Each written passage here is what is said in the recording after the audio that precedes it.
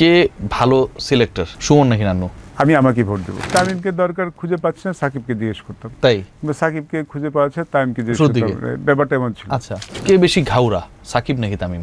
তামিম হয়তো কোনো কিছু মানিয়ে নেবে, সাকিব মানিয়ে নেবে না।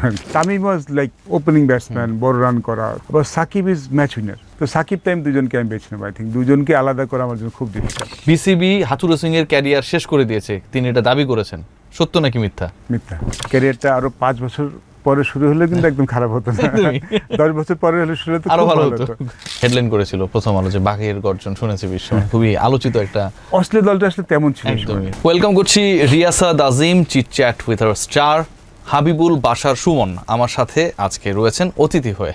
ক্রিকেটীয় নানা প্রসঙ্গ নিয়ে আমরা আলোচনা করি, অপ্রাসঙ্গিক অনেক ইস্যুসও আমি টেনে আনি, এবং সুমন ভাই যখন থাকেন তখন হচ্ছে আলোচনা করাটা খুব ইজি হয়ে যায়। যেমনটা উনি যখন ব্যাট করতেন, ব্যাটিংটা খুব সহজ মনে হতো। আগে 3-4টা উইকেট পড়ে গেছেন, সুমন ভাই নামার পরে মনে হচ্ছে খুব সুন্দর, আগে কিছুই ঘটে নাই। সুমন ভাই মানে আপনার লুকের মধ্যে, আপনার ব্যাটিংয়ের মধ্যে, সব কিছুর মধ্যে একটা সাবলীলতা দেখা যায়, সারল্য, মানে কোনো থাকে না, ধরেন ফারুক ভাই চেহারা, পাউন ভাই চেহারা দেখলে একটা ডিফিকাল্ট ব্যাপার কাজ করে, কিন্তু আপনার সব কিছুর মধ্যে একটা স্ট্রেইট ফরওয়ার্ড সারল্য, এটার মধ্যে কোনো প্যাচগুচ নাই। মানে এই ব্যাপারটা আপনার পুরো চরিত্রের সাথে আপনার ক্রিকেটিং পারফরমেন্স এন্ড ক্যারিয়ারে রিফ্লেক্ট করছে। এইভাবে কি কখনো ফিল করতে পারছেন? এভাবে কেউ বলে নেই। অনেক কমপ্লিমেন্ট পেয়েছি, বাট এরকম কমপ্লিমেন্ট আসলে কেউ কখনো দেয়নি। বাট আমি আসলে খুব ইজি গোয়িং লাগে, মানে খুব কাম কুল, হ্যাঁ ওকে এভরিথিং ইজ গোয়িং ফাইন। না, জটিলতা তো আমার জীবন অনেক আছে। যখন কাজ করি, যে কোনো জায়গায় কাজ করি কিংবা লাইফ নিয়ে, তো জটিলতা সবসময় থাকে। বাট আমি বেসিক্যালি সিম্পল মানুষ। আমি সিম্পলিসিটিতে বিশ্বাস করি। যখন খেলার ছিলাম তখনও আসলে সিম্পল থাকতো। আমার লাইফটা আসলে খুব সিম্পল, খুব হাই অ্যাম্বিশাস না। মানে আমার লাইফটাও খুব অ্যাম্বিশাস লাইফ তা না। আমি ভালোভাবে খেয়ে পরে থাকতে পারলে খুশি, মানে সবাইকে নিয়ে যদি একটু হাসি খুশি নিয়ে থাকতো, সেটাই আমার জন্য এটা অনেক বড় শান্তির জায়গা। কিন্তু আমার কাছে ভালো লাগে আর কি। আমার কাছে এটাতে কি আমি আনন্দ পাই, এটাই আমার। তো জটিল করার চেষ্টা করি নাই, হয়ও নাই, বাট ইট হেল্পস মি, আমার লাইফটাকে বরং সহজ করেছে। এই যে ক্রিকেটার হাবিবুল বাশার সুমন, বাংলাদেশ দলের সবচেয়ে fantastic captain, win ratio, performance, প্রথম পর্যায়ে যদি বলি সেটা আপনাকে দিয়ে শুরু হয়েছিল, এটা আমার অবজারভেশন। এই হাবিবুল বাশার সুমনের আসলে স্টার্টিংটা কেমন? এই গল্পটা আমি জানি বা আমাদের অনেকেই জানে, বাট যেহেতু আমরা এই শোটা একদম নতুন করছি, সো ওই স্টার্টিংয়ের টাচটা কী ছিল, গল্পটা কী ছিল, স্টোরিটা কী ছিল? একদম শুরুর দিকে একদম, মানে কোন জায়গাটা আসলে একটা গিয়ে আপনি ফিল করতে পারলেন যে that you are going to be a cricketer, you want to be a national cricketer, মানে একটা থাকে না যে টার্নিং পয়েন্ট? না, আমার যখন শুরুটা হয়েছিল একদম শুরুতে শুরু করি স্কুলের সময়, সেই সময় তো আমরা সবই খেলতাম, ফুটবল, ক্রিকেট, ব্যাডমিন্টন, যখন যে স্পোর্টস আসতাম সেইটাই খেলতাম আর কি। সিজনের সাথে সাথে শীতকালে ব্যাডমিন্টন চলে আসতো, বর্ষাকালে ফুটবল। তো তখন তো আসলে কোনো লক্ষ্য ছিল না। তো বাসার সবাই ভাইয়ারা সব ফুটবল খেলতো।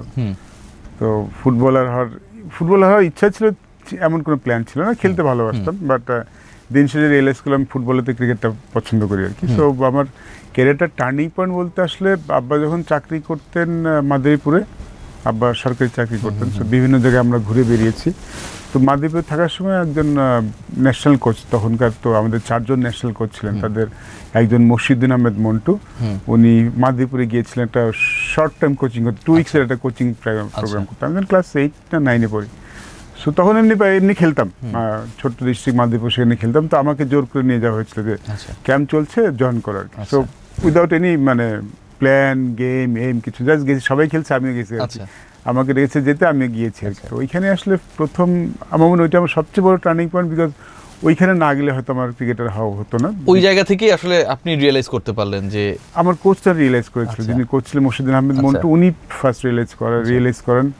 আমরা 2টা প্র্যাকটিস ম্যাচ খেলেছিলাম, 2টি ম্যাচে কিন্তু 5-10 উইকেট মেরেছিলাম আর কি, স্পিনার। তো উনি স্পিনার হিসেবে আমাকে ট্রিট করেছিলেন, বাট এটা বলেছিলেন যে ঢাকায় যদি ক্রিকেট খেলতে স্পিন দিয়ে আসলে মানে সুবিধা করা যায় না, ব্যাটিংটা করতে হবে।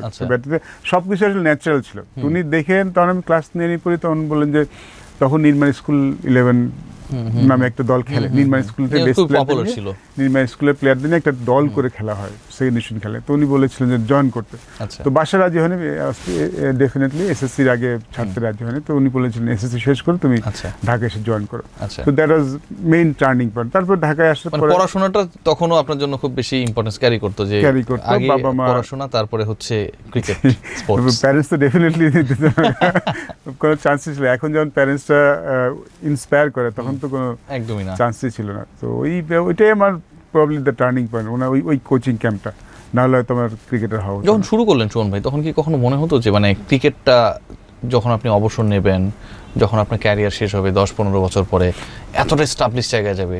স্পোর্টস হিসাবে ক্রিকেট কিন্তু সেই পপুলারিটির জায়গায় ছিল না ওই সময়টা আপনারা যখন স্টার্ট করেছিলেন। হ্যাঁ, আই মিন যখন ইভেন তখন তো আনন্দে খেলতাম, খেলাটা ছিল আনন্দে, মানে কোনো প্রফেশনাল ওয়েতে না। তখন আসলে খেলাকে প্রফেশনাল ভাবে নেওয়াটা আসলে সম্ভব ছিল না। বাসার তো কেউ চাইতেন না। ঢাকায় শুরু করার পরে যখন 1 বছর 2 বছর খেলাম, তখন প্রিমিয়ার লিগ খেলে কিছু টাকা পাওয়া যায়। আচ্ছা, so I start getting paid. Second year থেকে মোটামুটি ভালো খেলা শুরু করলাম, তখন থেকে কিছু টাকা পাওয়া শুরু করলাম। তো দ্যাটস ফাইন, বাট ওটা আসলে জীবিকা নির্বাহ। প্রিমিয়ার লিগে এন্ট্রিটা কেমনে হলো আপনার? ওই নির্মাণ স্কুল থেকে।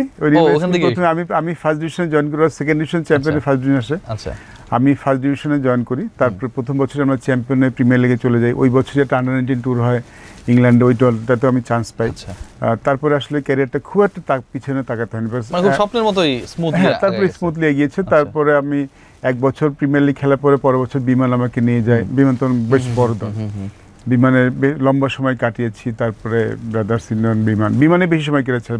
তো বিমান খুব ভালো দল ছিল।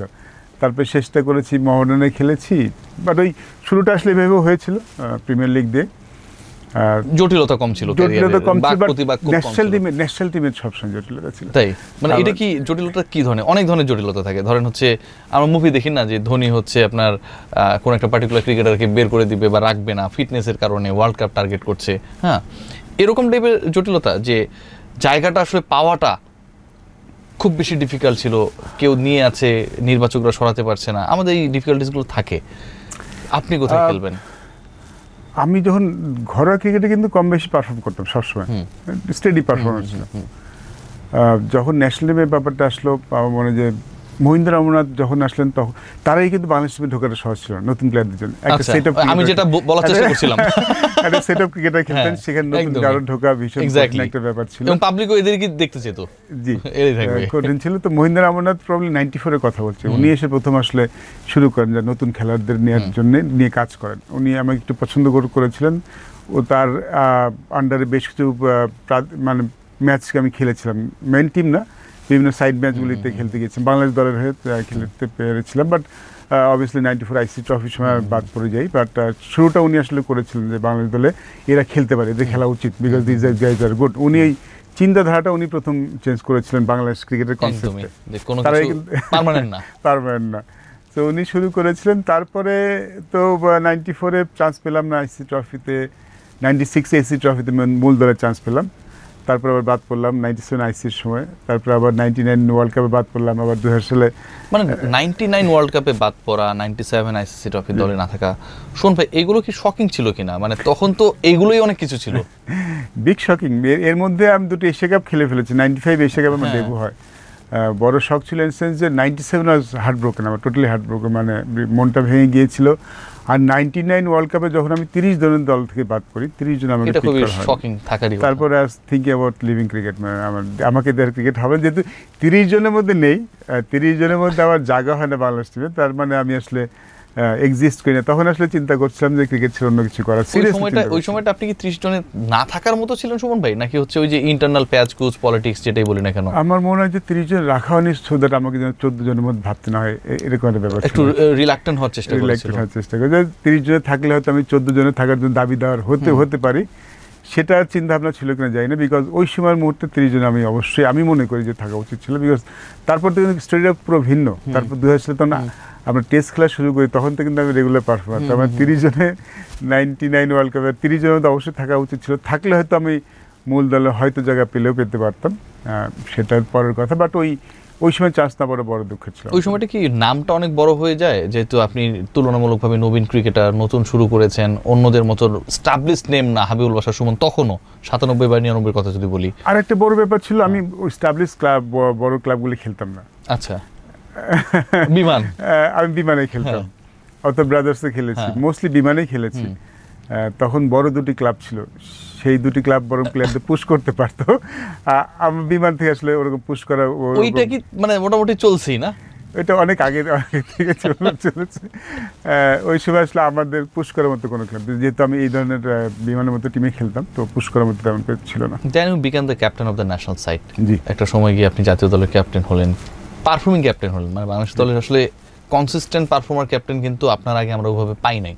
অনেকেই ছিল, বুল ভাই, আকরাম ভাইরা ছিল, বাট ক্যারিয়ারটা অ্যাজ আ ক্যাপ্টেন বেশি লঙ্গার হয়ও নাই, সত্যি কথা। দুর্জয় ভাই, আকরাম ভাই, বুল ভাই খুব বেশি দিন ক্যাপ্টেন্সি করতে পারে নাই। বাট হাবিবুল বাশার সুমনের ক্ষেত্রে আমরা দেখেছি যে ক্যাপ্টেন্সি করেছে মোটামুটি একটা নোটেবল টাইম। টেস্ট ক্রিকেটে আপনার নেতৃত্বে বাংলাদেশ হচ্ছে নোটেবল মোমেন্টস পার করেছে, আপনি নিজে পারফর্ম করেছেন। এই তিনটার আসলে ব্লেন্ডিংটা হলো কি করে? আমি কিন্তু ক্যাপ্টেন ম্যাটেরিয়াল ছিলাম না।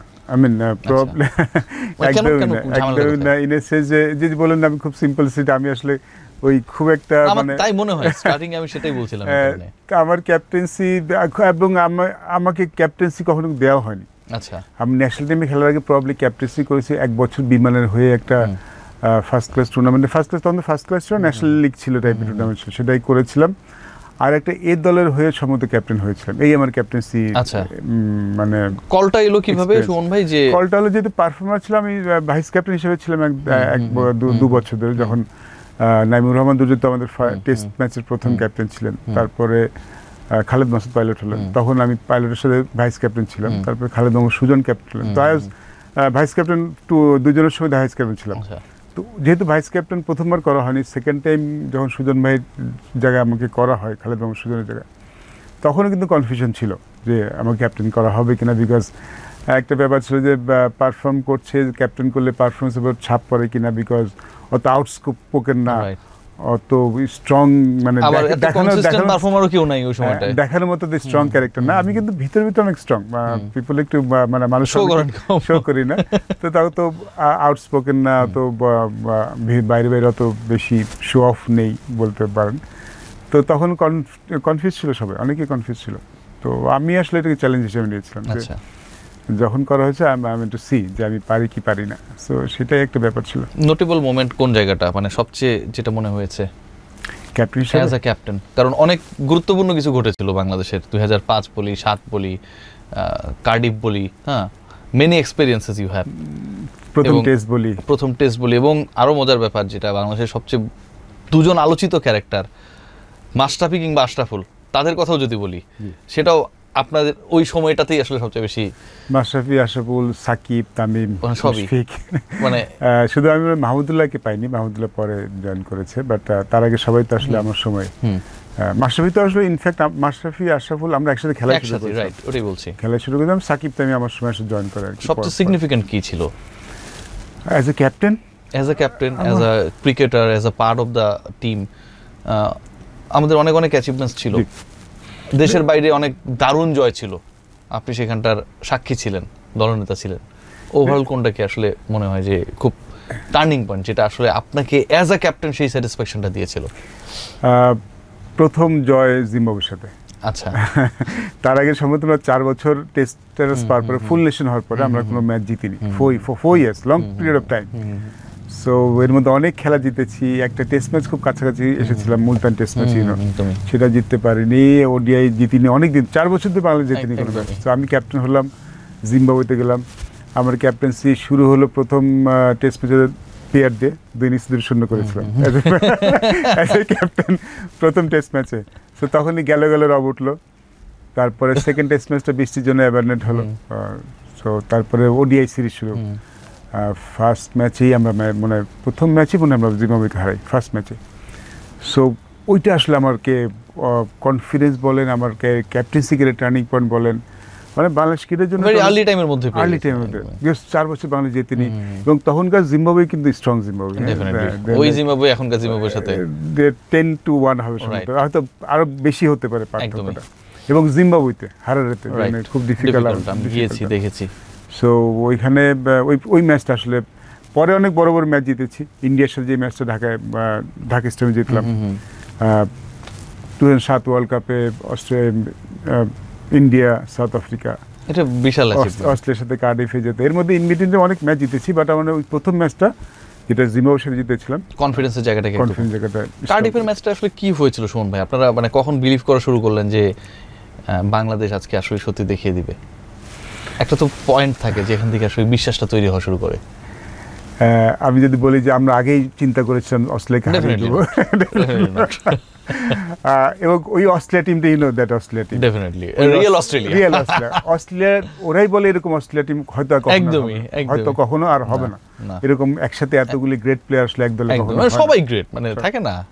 ইনফ্যাক্ট ওই ম্যাচ জেতার পরে I get A call from ইংল্যান্ডের কোনো একটা মানে এরকম একটা শো থেকে ফোন করা হয়েছিল যে হাউ টু বিট অস্ট্রেলিয়া, রেসিপিটা কি, মানে ব্যাপারটা এমন ছিল তখন আর কি।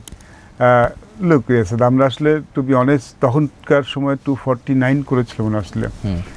এটা তখনকার জন্য অনেক ভালো স্কোর, আবার ওদের যে বোলিং অ্যাটাক অনেক ভালো স্কোর। সামহাউ আমাদের স্টার্টটা ভালো, এবং আমার মনে হয় যে উই টক অ্যাবাউট মোহাম্মদ আশরাফুলের সেঞ্চুরি, ডেফিনেটলি সবচেয়ে বড় ইম্প্যাক্ট ছিল সেটা।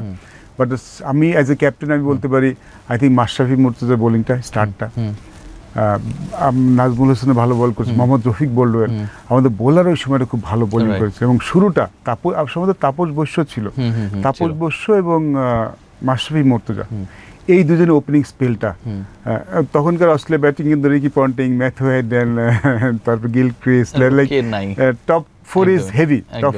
তো ওইখানে ওই শুরুতে উইকেটটা নিয়ে দিয়ে নিচে প্যাক করে দেওয়ার অস্ট্রেলিয়া, আমার ওই ওপেনিং স্পেলটা ফ্যান্টাস্টিক। তাপস এবং মাশরাফি মুর্তজার বোলিংটা আসলে আমাদের টোনটা সেট করেছিল। Then definitely icing on the cake is Mohammad Ashraful century. যখন ওই জায়গাটায় মানে 249 বা এরকম একটা স্কোর বাংলাদেশ তারপরে হচ্ছে সেই জায়গাটায় চেস করবে, হ্যাঁ শোন ভাই, আপনাদের কি ওই বিলিফটা ছিল যে ম্যাচটা আমরা জিততে পারি? বা ছিল না ছিল না, টু বি অনেস্ট ছিল না। আমরা ওই জাস্ট প্লে, তখন তো কাছাকাছি যত যাওয়া যায়। But while Ashraful was batting, what actual the situation in dressing room?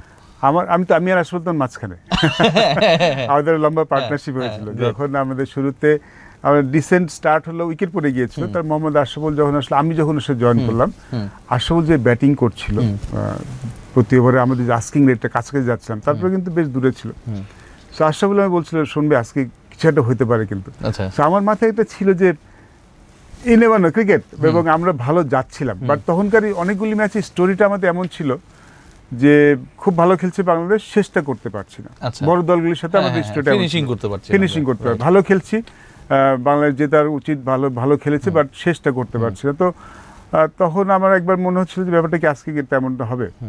Ashraful is confident, Ashraful আমাকে বলছে, তো আমি ওকে বলছিলাম যে আই ক্যান স্টিল রিমেম্বার যে কোনো মানে থাকে না যে কোনো কথা শুনে ব্যাকরণ মেনে ব্যাটিং করছিল নাকি একদম যেটা এনজয়িং ইজ ব্যাটিং, এবং যেটা করার চেষ্টা করছে সেটাই করতে পারছিল, ব্যাটিংটা এনজয় করছিল, এবং he was playing to win the game. এবং টার্গেটে খেলছিল। তো আমার কাছে যখন এসে আমি বলছিলাম ইউ ব্যাটিং ওয়েল, খুব ভালো ব্যাটিং করছো, তো নতুন করে আলাদা করে কিছু করাতে, যে ব্যাটিং করছে এইভাবে করতে থাক, আমরা এখনই জেতার চিন্তা করে প্রেশারটা নেই, মানে জেতার চিন্তা করলে তো একটা এক্সট্রা প্রেশার তৈরি হবে। আমরা যত কাছাকাছি যাওয়ার সময় আমরা দুজন যাই, শেষের দিকে তখন আমাদের মোহাম্মদ রফিক ছিল, আফতাব আহমেদ ছিল, তখন কিছু একটা হতে পারে, আমরা যত কাছে নিয়ে যেতে পারবো তখন সুযোগটা তৈরি হবে। আমি বলছিলাম তুই ব্যাটিং করতে থাক, আমরা এখনই জেতার চিন্তাটা মাথায় না ঢুকি, যে ব্যাটিং করছে সেভাবে করতে থাকি, লেটস সি, তারপর দেখি কি হয়। আমার মনে হয় যে শেষের দিকে, একদম শেষের দিকে we started believing that now we can win this game. অস্ট্রেলিয়াকে আপনারা তারপরে কিন্তু it was a statement, big statement to the world cricket, definitely, যে বাংলাদেশ ক্রিকেট ইজ রেডি। ওই সময় হেডলাইন করেছিল প্রথম আলো যে বাঘের গর্জন শুনেছে বিশ্ব, খুবই আলোচিত একটা। অস্ট্রেলিয়া দলটা আসলে তেমন ছিল ওই সময়, অস্ট্রেলিয়া দলটা আসলে তেমন ছিল। অন্য দলগুলো ইউ ক্যান রিমেম্বার, তখন তো এমন একটা ব্যাপার ছিল যে Australia against rest of the 11 খেলা হয়েছিল, এবং রেস্ট অফ দ্য 11 অস্ট্রেলিয়া হেরেছিল। এটা মনে আছে, এটা খুবই আলোচিত একটা ইয়ে ছিল। সুমন ভাই, এই যে আপনার সময়টায় মানে অ্যাজ আ ব্যাটার আপনি মোটামুটি সবাইকেই কাছাকাছি পেয়েছেন, হয়তো কাউকে ক্যারিয়ারের শুরুর দিক থেকে পেয়েছেন, আর কেউ আপনি যখন এস্টাবলিশ তখন দলে এসে জয়েন করেছে। অপর এন্ডে যখন থাকেন ব্যাটিং করছেন, আর ওই দিকটায় ধরেন হচ্ছে সাকিব, আশরাফুল বা এরা ওরা তারা ব্যাট করছে, কার ব্যাটিংটা দেখতে সবচেয়ে মজা লাগতো? আপনার ব্যাটিং তো আমরা দেখতাম, আপনি আসলে কারটা খুব এনজয় করতেন? জাভেদ ওমর আমাকে খুব স্টেডি ঠান্ডা করতে সাহায্য করতো আর কি। আর আশরাফুলের সাথে ব্যাটিং করতে পছন্দ করতাম। জাভেদ ওমর থাকলে কি টেনশন নেই কোনো? টেনশন নেই, একটা দিকে আছে, সারাদিন কাটাই দিবে, একদিন আছে ওই দিকে ধরে রেখেছি। শুনলে কিন্তু আমাকে ধরবে। তার সাথে ব্যাটিং করতে এনজয় করতাম, আর আশরাফুলের সাথে ব্যাটিং করতে এনজয় করতাম।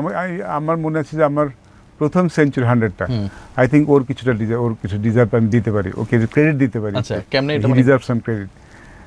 আমি তো 50 করে আউট হয়ে যাচ্ছিলাম, তো 70-র পর আমার টেনশনটা শুরু হতো। তার আগ পর্যন্ত সব গুড, তারপর একটা বাজে শট খেলে আউট হতাম। তো ওই দিন ও আমাকে অনেক ইন্সপায়ার করেছিল, বারবার বলছিল যে সেঞ্চুরি খুব বেশি দূর না, এক ও আমার রানটা ও গুনছিল। আচ্ছা, ইয়েস কাউন্টিং মাই রান। হ্যাঁ, আমার রানটা ও কাউন্ট করছিল। ওই সময় আমাকে প্রথম সেঞ্চুরিতে মাথা ঠান্ডা রাখাটা, মানে ফলস স্ট্রেট না খেলা, এই ব্যাপারটা। ও তখন তো বেশি বয়স না, কিন্তু ও তো সেঞ্চুরি আরো আগে করে ফেলেছে, so he help me out. আচ্ছা, এগুলো কিন্তু অনেক স্টোরিজ থাকে, যে স্টোরিজগুলো আসলে মানুষ জানে না। সাকিব যখন নতুন দলে ঢুকলো, আপনি তখন ধরেন মানে একদম নেতৃস্থানীয় অভিভাবকের জায়গাটায়, প্রথম দেখায় কি মনে হয়েছিল সুমন ভাই? মানে এরকম আসলে গল্পগুলো শোনার মতো আমরা কাউকে পাই না। What actually your first opinion or thinking, experience, expectations from Shakib Al Hasan? He is different. কি জায়গাটা ছিল? মানে এখন তো ধরেন আমরা অনেক স্টাডি করি, অনেক জানি, রিসার্চ হয়। একটা স্টোরি শেয়ার করি। তখন আমাদের ক্রিকেট বোর্ডের অফিস ছিল নাভানা টাওয়ারে, গুলশানে ছোট্ট অফিস, এক জায়গায় সবাই বসতো আর কি, আলাদা রুম বসতো। তো আমি তখন ক্যাপ্টেন, রুমে ঢুকেছি, প্রবলি 4 জন বসেছিল, সাকিব, মেহরাব আর দুজন নামটা ঠিক, এরা 4 জন বসেছিল। তো আমি ঢুকেছি, তো ওরা সালাম দিয়েছে, আমি দেখেছি, আমি হয়তো মাথা নট করে, আমি হয়তো কোনো কিছু চিন্তা করছি কিংবা কারোর দিকে যাচ্ছে, আমি চলে গেছি। তো পরের দিন আমাদের তখন অফিস যিনি ছিলেন সেলিম ভাই, এখনো ক্রিকেট অপারেশনে কাজ করেন, উনি বলছেন এই আপনাকে সালাম দিলে আপনি সালামের জবাব নেন না। আমি এটা তো আমার জন্য অসম্ভব ব্যাপার, কারণ কেউ সালাম দিয়ে আমি জবাব নেবো না, এটা আমি কোনো চিন্তা করতে পারি না। সো যখন বলছি আমি মানে কার সালামের জবাব নেই, কোনো পোলাপান আপনার সালাম দিচ্ছে আপনি জবাব নেন, মানে নট এ ব্যাড ওয়ে, মানে হি ইজ লাইক যে একটা রিমাইন্ড করে দেয়া, মানে ও তখন তো এমন না যে কাউ মানে চোখে চোখে কথা বলার যে ব্যাপারটা থাকে, তখন তো এমন ছিল যে আমরা যখন আমাদের একটু বড় কারোর সাথে খেলছি বা বেটার কারোর সাথে খেলছি, তখন তো মাথা নিচু করে খেলি, বাট ও শুরুতেই কিন্তু চোখে চোখ রেখে খেলতো যার সাথে he is thinking that he is best, মানে not a audacity, it's not a audacity, but not a but confident in himself. আর যখন প্রথম ট্যুরে গেলাম জিম্বাবুয়েতে, তারাই কিন্তু সাকিবের খেলা আমি খুব একটা দেখিনি, ডোমেস্টিকে খুব একটা খেলা দেখা হয়নি, খুব বেশি খেলছে এরকমও না, দেখার জন্য তো সময় লাগবে, বিজি ন্যাশনালি ব্যস্ত ছিলাম, ওর খেলা খুব দেখা হয়নি। তো ওইটা আমার ফার্স্ট অ্যাসাইনমেন্ট, ওকে কাছ থেকে দেখা। খুব বেশি যে আউটস্পোকেন তাও না, নিজের মধ্যে থাকতে ভালোবাসে, বাট ও যেটা বলে সেটা মিন করে, এটুকু বুঝতাম। তো তখন আমাকে বলে দিয়েছে, 2 জন প্লেয়ার ছিল, মেহরাব হোসেন এবং বাহাতি ব্যাটসম্যান মেহরাব, ওপিনা মেহরাব জুনিয়র বলা হতো, মেহরাব জুনিয়র এবং সাকিব আল হাসান। তো আমাকে তো আমাকে বলে দিলে Mehrab junior our next prospect. Shakib কিনে অত কথা কিন্তু বলে, সেই ছেলেরা ভালো, বাট আমার prospect is Mehrab Hossain junior. So আমাদের খেলোয়াড়দের তো একটা চোখ থাকে, খেলতে খেলতে একটা মোটামুটি তো একটা অভিজ্ঞতা হয়ে যায়। তো আমি প্রথম ট্যুরেই, শুধু তো প্রথম ট্যুরে গেলে হয় কি একটা লোকের ক্যারেক্টারটা বোঝা যায় যে আপনি মানুষ হিসেবে কেমন। একদমই, এটা আমরাও ইয়ে করি সাংবাদিকদের মধ্যে, যে আসলে ট্যুরে না গেলে বোঝা যায় না চরিত্র কেমন, হয়তো খেলার স্কিলটা বোঝা যাবে, মানুষ হিসেবে কেমন সেটা আসলে ট্যুরে গেলে বোঝা যায়। আমার ওই ট্যুরে দেখে, যেটা বললাম, প্রথম কাজ থেকে দেখে মনে হয়েছিল যে এই ছেলেটা different, is different than others. এবং প্রথম ম্যাচটা ভালো বল করেনি, যে প্রবলেমটা ছিল, পরের ম্যাচে দেখলাম টোটালি ঠিক করে ফেলেছে। সো হি কারেক্ট হিমসেলফ, এবং সেটা করতে বেশি সময় নেয়নি।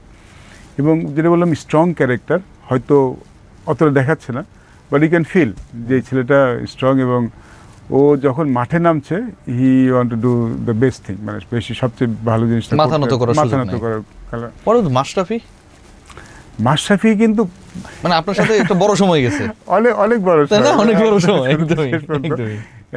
সবচেয়ে অবাক লাগে যখন মাশরাফি, যখন সবচেয়ে বেশি অবাক হয়েছিলাম যখন পলিটিক্স জয়েন করেছে। আচ্ছা, বিকজ এটা কিন্তু সুমন ভাই সবাই অবাক হয়েছে, মানে মাশরাফি যদি কিছু মানে আমরা ভাই কোনো দল করি না, এটা আমাদের কনসেপ্ট, সুমন ভাই আমার সাথে মনে হয় এগ্রিড হবে, কারো যদি এরকম বড় সুপারস্টার সেলিব্রিটি হয়, সচিন টেন্ডুলকার, তিনি মুম্বাইয়ের কোনো একটা পার্টিকুলার জায়গার জন্য কিছু করতে চান, not needed, not necessary to B the politician, অবশ্য মনে হয় সব দলই তার হেল্প করবে, এক্স্যাক্টলি, তাই না? জয়েন করলে বরং আপনি হেল্প পাবেন না, কারণ কিন্তু আপনি যদি জয়েন না করেন সবাই আপনার হেল্প করবে। ইটস লাভলি ক্যারেক্টার, এবং অ্যাজ এ ক্যাপ্টেন হিসেবে যে সময়টা আমি পার করেছিলাম, দুইজন অনেক বলারই আমাদের সাথে খেলেছে, আমার আন্ডারে খেলেছে ভালো করে। তাপস বসাই, আপনার সময় কিন্তু গোল্ডেন টাইমটা শুরু হয়েছে সুমন ভাই, to be very honest. Tapash was wonderful, Tapash খুব ভালো বোলার ছিলেন, তখনকার দিনে পুরন বলে খুব ভালো বল করতেন, হাই পেস, বাট কিছু বোলার থাকে না যার উপর আমি রিলাই করতে পারি, আমার উইকেট দরকার এই can, so he is one of them.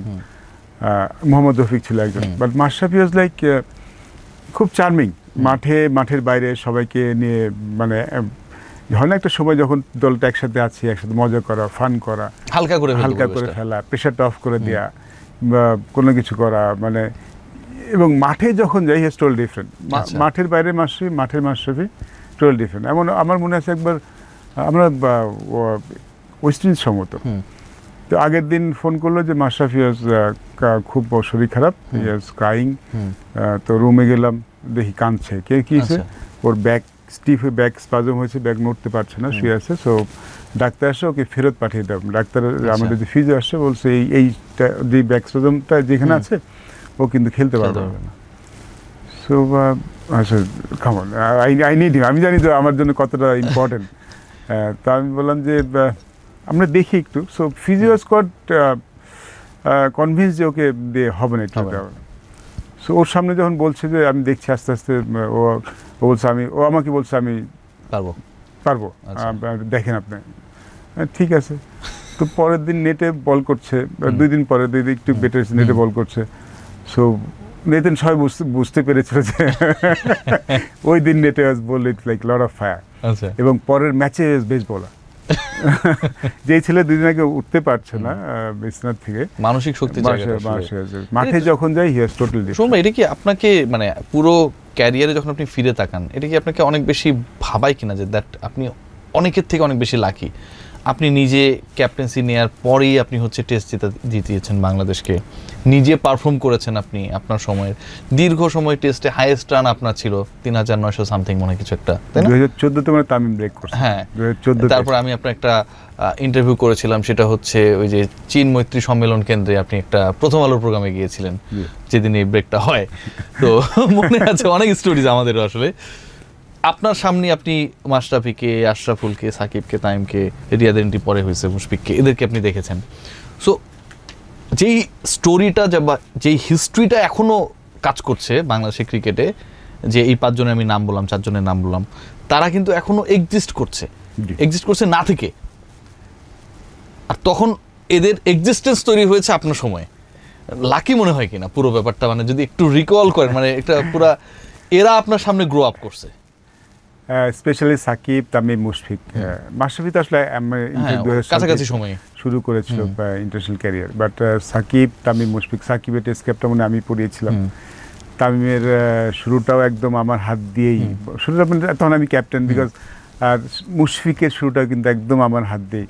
এবং আমি মনে একটা জিনিস করতে পেরেছিলাম ওই সময়টাতে, ওরা যখন প্রথম আসে ওরা মানে খুব ভালো ওয়েলকামড হয়েছিল, আচ্ছা, এবং ওদের যে কুশনটা দরকার ছিল সেটা মনে দিতে পেরেছিলাম। আমি ব্যক্তিগতভাবে মনে করি যে ওদের শুরু যে কুশনটা দরকার হয়, সাপোর্টটা দরকার, পিঠের যে হাত দেওয়ার দরকার, সেটা মনে দিতে কেউ একজন আছে, তো সেটা মানে দিতে পেরেছিলাম। বাট হ্যাঁ, ওদের শুরুটা হয়েছিল আমার সময়টা, বা যখন মনে করি ভালো লাগে। আর ওই সময়টা কি সুমন ভাই ওই পলিটিক্সটা ছিল কিনা যে আপনার মতো ক্রিকেটাররা যাদের ক্যারিয়ারটা আরও 2 বছর আগে শুরু হতে পারতো, কিন্তু ধরেন বড় ক্লাবের নাম না থাকা, স্ট্যাবেল কিছু নাম আছে ওরাই খেলবে, এরকম একটা কাস্টমসের মধ্যে চলে যাওয়া পিছিয়ে দিয়েছে ধরেন আপনাদের ক্যারিয়ার কিছুটা হলেও, 2 বছর, 1 বছর, 1.5 বছর, যেটাই হোক। আপনি যখন ক্যাপ্টেন তখন এটা কি ব্রেক করতে পেরেছিলেন? আমি মনে করতে পেরেছিলাম, এবং ওই সময় যে সাফল্যটা পেয়েছিলাম সেটা পেয়েছে কিন্তু আসলে একটা অনেক বড় কারণ, ডেফিনেটলি। এবং সব উঠতি তারকারাই পারফর্ম করেছে। যখন মুশফিক প্রথম দলে আসে তখন তো খালেদ মাসুদ ওয়াজ wonderful wicket keeper, probably the ওনাকে ড্রপ করে মুশফিককে নিয়ে আসা অনেক বড় কল ছিল কিন্তু, এবং কিপার হিসাবে যদি আমি 10 বলি মুশফিককে আমি 5 দেব ওই সময়, মানে সব সময় একদম। খালেদ মাসুদ পাইলট ভাই এত ভালো কিপার আসলে, এবার বেস্ট পিছে দাঁড়িয়ে শুধু কিপিং না পুরো দলটাকে চালানো খুব ভালো, মাথা খুব ক্লিয়ার, খুব ভালো ছিল। বাট তখন আমরা একটা জিনিস বুঝতে পেরেছিলাম, উই নিডস আমাদের মুশফিক যদি আসে আর ব্যাটিংটা লম্বা হয়ে যায়। বাংলাদেশ কিন্তু লম্বা সময় যখন লম্বা ব্যাটিং খেলতে 8 জন ব্যাটসম্যান খেলতে পেরেছে, এখন কিন্তু আস্তে আস্তে কমছে। তো সেটা একটা অনেক আমাদের তখন এই জিনিসটা দরকার ছিল। আমরা তখন গেম প্ল্যান ছিল যে প্রথম 15 ওভার আমরা ব্যবহার, তখন পাওয়ার প্লে 15 ওভার থাকতো, তো পাওয়ার প্লেটাই ব্যবহার করার চেষ্টা করবো, সেখানে যদি 2টি উইকেট পড়ে যায় অসুবিধা নেই। 15 ওভারে পরে পেপসির গাড়ি ঢুকতে ভেতরে না, এরকম টিভিতে দেখতাম এক্স্যাক্টলি। তো ওই গেম প্ল্যান আছে যদি আমরা লম্বা ব্যাটিং থাকি, ব্যাটিংটা লম্বা হয়, তাহলে আমরা প্রথম দিকে 2টি উইকেট কিংবা 3টি উইকেট স্যাক্রিফাইস করতে পারবো, যে 15 ওভারে যদি আমরা 80-90 করতে পারি, 3 উইকেট হারিয়েও সেটা আমাদের জন্য প্লাস পয়েন্ট। সেই কনসেপ্টটা থেকে আসলে আমরা মুশফিক রহিমকে নিয়ে যে genuine batsman, top order batting করে, কিপিংটা করতে পারে আর কি। সো তখন এটা অনেক বড় কল ছিল, বাট ইট ডিড ওয়ার্ক। এবং তামিম কিন্তু এসেছিল এই 15 ওভার ব্যবহার করে কনসেপ্ট থেকে, যে আমাদের পাওয়ার প্লে ইউজ করতে মারতে হবে। তখন আমাদের ওপেনাররা ঠিক ভালো ওপেনার ছিলেন, পাওয়ার প্লে ইউজ করার মতো ওপেনার খুব একটা। তামিমের এন্ট্রিটা কেমন হলো? উনি তো বিকেএসপিরও ছিল না, ঠিক আছে, মানে এই এন্ট্রির স্টোরিটা অনেকে জানতে চায়। আমরা হয়তো 1-to-1 জানি, তামিমের এন্ট্রিটা সুমন ভাই কেমনে হলো? ওর ব্যাটিং করে স্টাইলটা, যখন ঘরের ক্রিকেট খেলছে তখনই কিছু ইনিংস খেলেছে যেটা ওকে সব বাকি আলাদা করে ফেলেছে। তো হি ইজ ডিফারেন্ট, মানে ওর সাথে মেলে না ও। এবং ও প্রথম বলতে ডাউন দিকে যে মার, পরে তো ডাউন দিকে কম যেত, আগে তো ফার্স্ট ওভারতে ডাউন দিকে, তখন ফার্স্ট বোলার নতুন বলে ফার্স্ট বোলারকে ডাউন দিকে এসে ছক্কা মারাটা আসলে শুধু ওয়ার্ল্ড ক্রিকেটে খুব তেমন কেউ তামিম সেটা করতো। সো ওর এই ব্যাপারটা, অ্যাবিলিটিটা আসলে ওকে দলে নিয়ে এসেছিল। এবং আমার মনে হচ্ছে প্রথম ম্যাচ তো কিংবা সেকেন্ড ম্যাচ জিম্বাবুয়ে হারারেতে কয়েকটা শট মেরেছে, বড় রান করেনি, বাট এরকম কয়েকটা স্টেট, এবং এটা পুরো দলের জন্য তো অনেক বেশি কনফিডেন্স ক্রিয়েট করে আমাদের বাকিদের কাছে, একদমই, যে না ঠিক আছে ও মারতেছে আমরা। এবং বোলার যে প্রথম ধাক্কাটা ইন্ডিয়ার সাথে আমরা জিতেছিলাম, মুশফিক খুব ভালো টেনিস খেলেছে, সাকিব একটা ভালো ইনিংস খেলেছে, কিন্তু ওদের মনোবলটা কিন্তু, ওরা কিন্তু যেই রানটা করেছে সেখানে তারা ভাবছিল বাংলাদেশকে এই রানে তারা আটকে দিতে পারবে।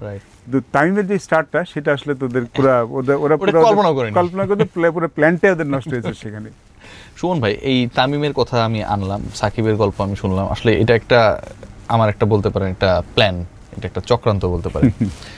সাকিব তামিমের বন্ধুত্বটা, এই যে bosom friend, best friends, best buddies, তারা নিজেরা একটা সময় ফেসবুক সোশ্যাল হ্যান্ডেলে এইভাবেই লিখতো, এখনকার কাহিনীতে আমি যাচ্ছি না।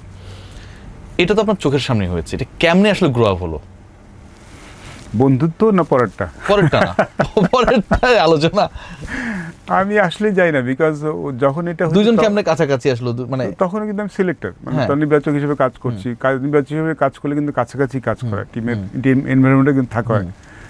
শুরুটা আমি দেখেছি, একদম শুরুটা, শুরুর দিকে তারা কি খুব কাছাকাছি ছিল? শুরুতে যদি তামিমকে দরকার খুঁজে পাচ্ছে না, সাকিবকে জিজ্ঞেস করতাম, তাই সাকিবকে খুঁজে পাওয়া যাচ্ছে, তামিমকে জিজ্ঞেস করতাম, ব্যাপারটা এমন ছিল। আচ্ছা, শুরুতে ব্যাপার, একদম শুরুতে ব্যাপারটা, মানে এটা কি তারা বয়সে কাছাকাছি এই কারণে, নাকি বয়সে কাছাকাছি, অন্যদের থেকে জুনিয়র, আমরা একটু সিনিয়র, তোরা একটু জুনিয়র, তো ওরা দুজন মানে শুরু করেছে একসাথে, ব্যাপারটা এরকম ছিল। এবং তারপরে যখন আমি ছেড়ে দিলাম, তারপরে স্টোরিটা তো কিছুদিন বাইরে ছিলাম, তারপর যখন শুরু করি, আমি যখন ইভেন এটা কবে শুরু হলো আমি নিজেও বুঝতে পারিনি, কিন্তু আসলে because this two are so close by any means.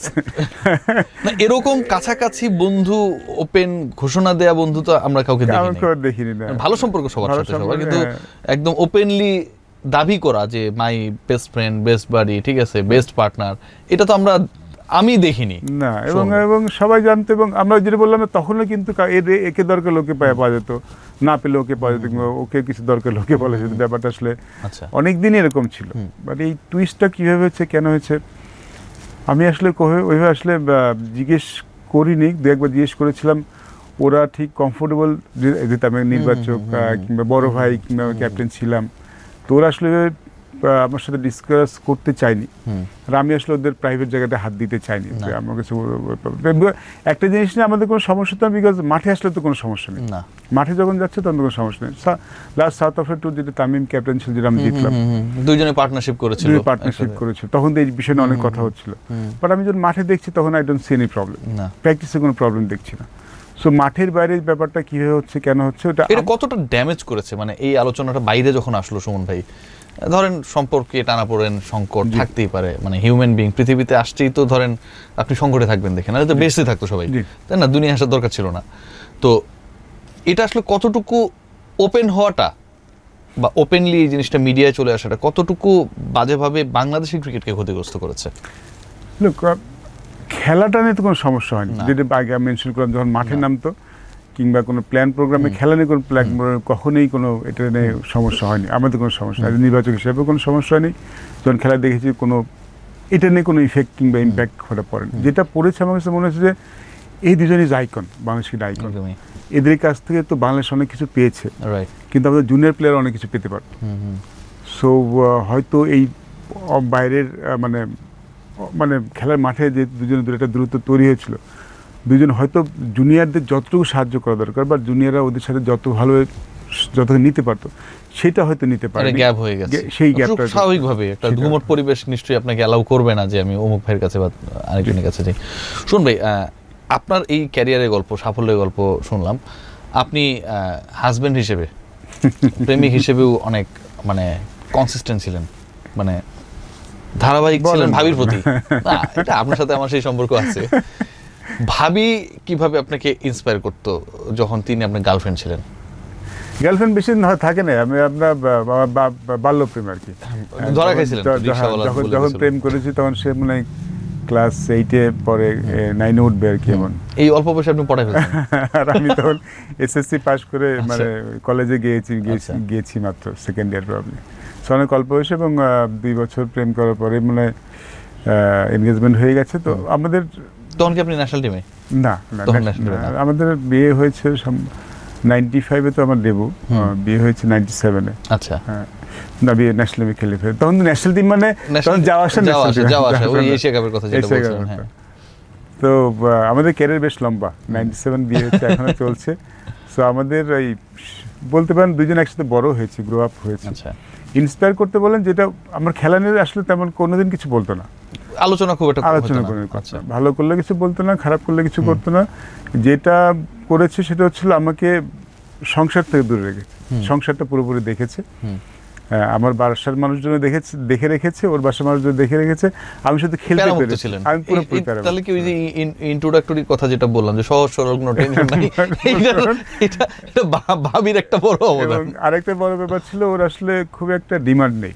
আচ্ছা, মানে এমন না যে ডায়মন্ড নেকলেস লাগবে, সেটা মানে নর্মাল ছেলেই খুশি আর কি। তো আমরা দুজনে ঘুরতে খুব পছন্দ করি, এই লাইফটাই সে খুশি। পাইলট ভাই দাবি করে আপনি অনেক ভয় পান, গুল্লু হয়ে বলেন। না, ভয় ইন সেন্স যে আমার সব কিছুতে আসলে ওই দেখে রাখে, মানে আমি ওর করে বলে আমি আমার কাজটা করতে পারি। আমার খেলা বলেন কোনো দিন কোনো কিছু নিয়ে আমার আসলে বাসা থেকে কোনো প্রবলেম হয়নি। করলে হয়তো আমি অনেককেই দেখেছি, কিন্তু আমার সময় অনেক ক্রিকেটার থাকলে একদম পুরো ক্যারিয়ার শেষ হয়ে যায়। ক্যারিয়ার শেষ যদি ফোম সাপোর্টটা না পাওয়া যায়, একটু ডিফিকাল্ট হয় লাইফটা। সো ওই কমফোর্টটা আমাকে সবসময় দিয়েছে। আর যেহেতু অত ডিমান্ডিং ছিল না, আমারও অত কিছু চিন্তা করা নেই, এটা করতে হবে, এটা করতে হবে। শুনুন, এই জায়গা থেকে মানে এখন যদি if you look at the cricketers nowadays who are playing for Bangladesh বা বিপিএল টিপিএলও যারা খেলে, এদের মোটামুটি একটা ক্যারিয়ার এস্টাবলিশমেন্ট উইথিন 5 ইয়ার্সের মধ্যে হয়ে যায়। ট্রু না? অনেক টাকা পায়, আমি সারা জীবন যা পাই খেলে পেয়েছি, এক সিজনে সেটা পেয়ে যাই, এক সিজনে। মানে কখনো কি মনে হয় যে আসলে মানে আরেকটু পরে যদি আমি জন্মগ্রহণ করতাম, ক্যারিয়ারটা শুরু করতাম, তাহলে হয়তো এন্ড অফ দ্য ডে একজন স্পোর্টসম্যানের ক্যারিয়ার বা কাজটা হচ্ছে 35 পর্যন্ত ধরেন ম্যাক্সিমাম, 2-1 বছর কারো বারেটারে, হ্যাঁ, সবাই তো আর মাহমুদুল্লাহ রিয়াদ না। তো এরপরে কিন্তু আলটিমেটলি আপনার যা কিছুই করেন না কেন, আপনার ওই প্রথম 35 বছরে কি করেছেন সেটাই হচ্ছে আপনার সম্বল।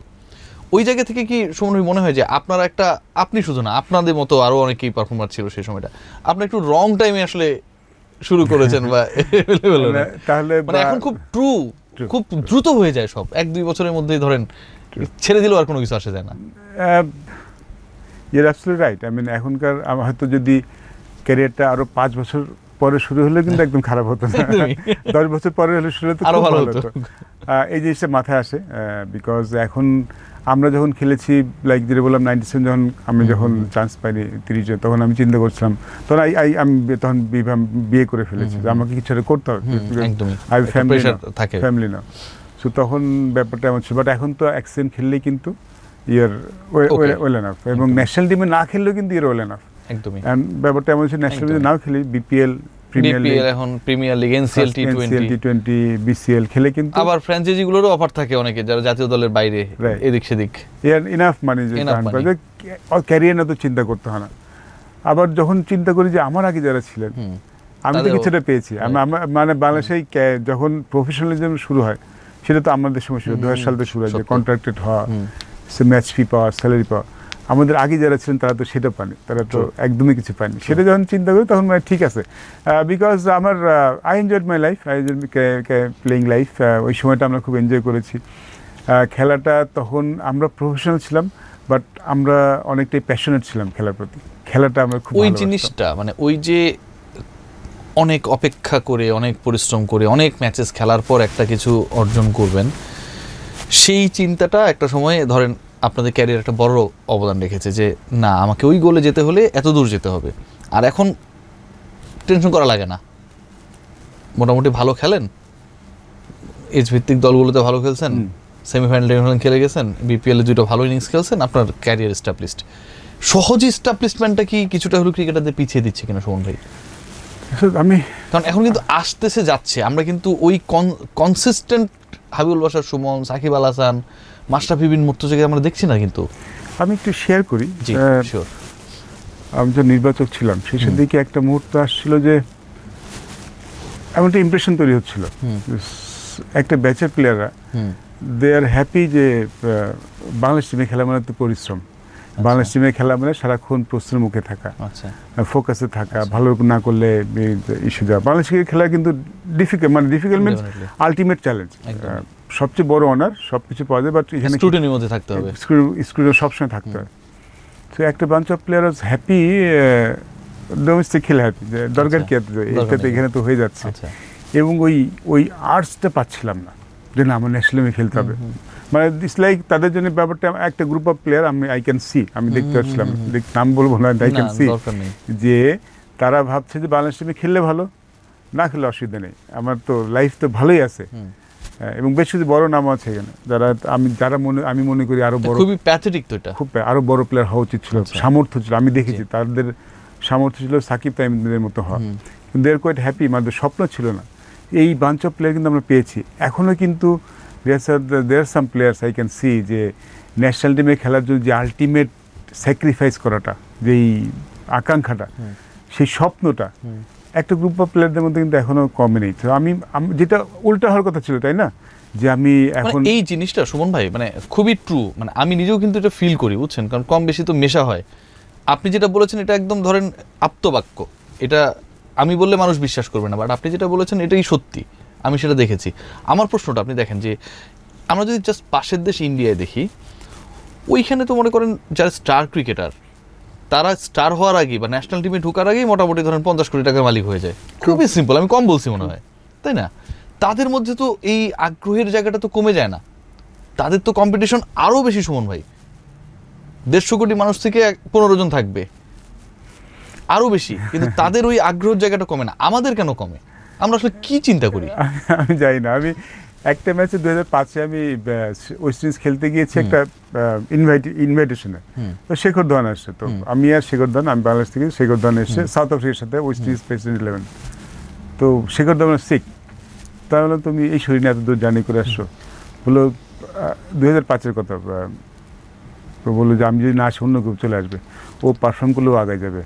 সো আমি এই শরীর খারাপটা বুঝে না এসে পড়ছি, কিন্তু ওদের মধ্যে এই জিনিসটা আছে, এবং ইউর অ্যাবসলিউটলি রাইট যে উল্টা হওয়ার কথা না। ইন্ডিয়া কিন্তু এখন আইপিএল অ্যাক্সিডেন্ট খেললে কিন্তু অনেক টাকা, রঞ্জি খেললেই অনেক টাকা হয়ে যায়, ওরা আরো ভালো করতে চায়।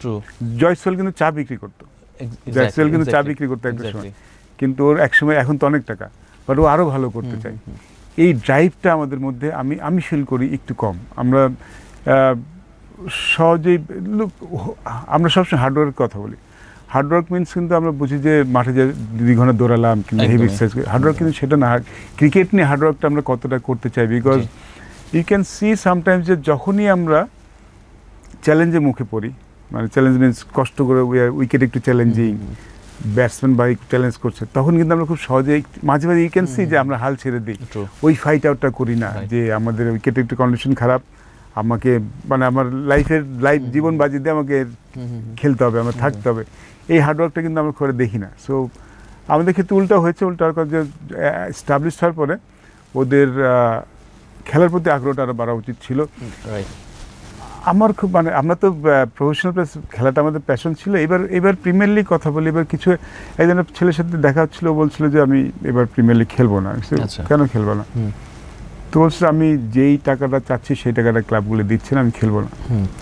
তো উইচ ইজ ফাইন, মানে সবার তো একটা ফিনান্সিয়াল ব্যাপার থাকে, বাট খেলা বন্ধ করে বাসায় বসে থাকাটা, এটা আমার মাথায় কিন্তু I can't even think about it.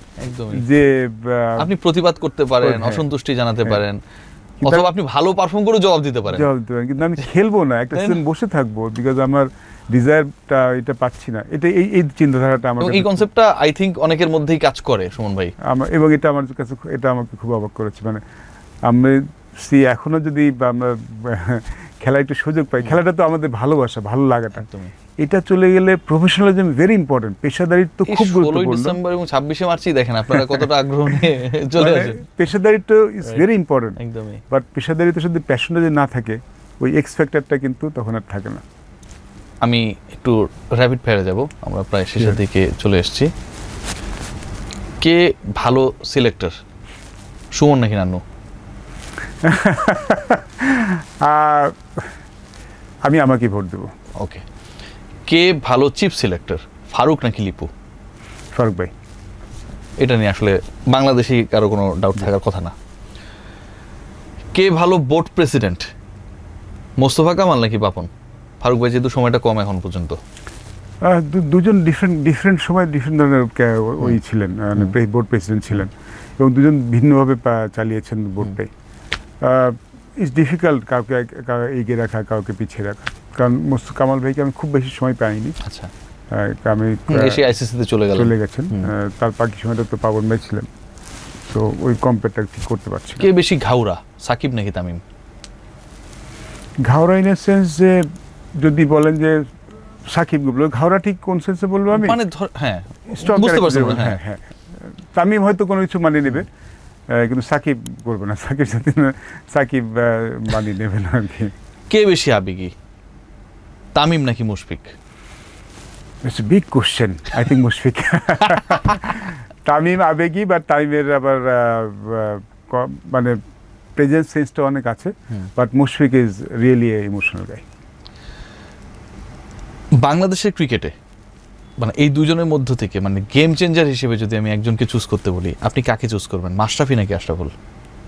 মাশরাফিকে। আশরাফুলের কিছু ইনিংস আছে অসাধারণ, বাট আমার সময়টাই যদি বলি, যেই ম্যাচগুলি জিতেছে আপনি দেখবেন প্রতিটা ম্যাচে ওই মাশরাফির স্টার্টটা আমাকে অনেক সাহায্য করেছে, মানে পুরো দলের কনফিডেন্সের জায়গায় একটা বড় রোল প্লে করছে মাশরাফির ওই সময়টা।